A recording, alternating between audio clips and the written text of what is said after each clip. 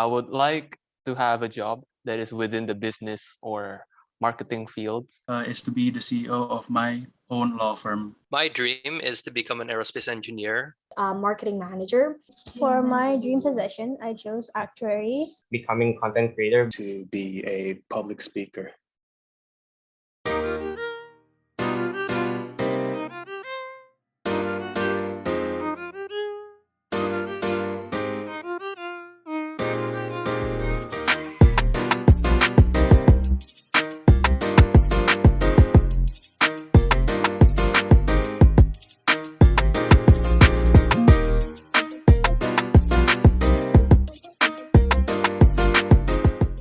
I want to be diplomat.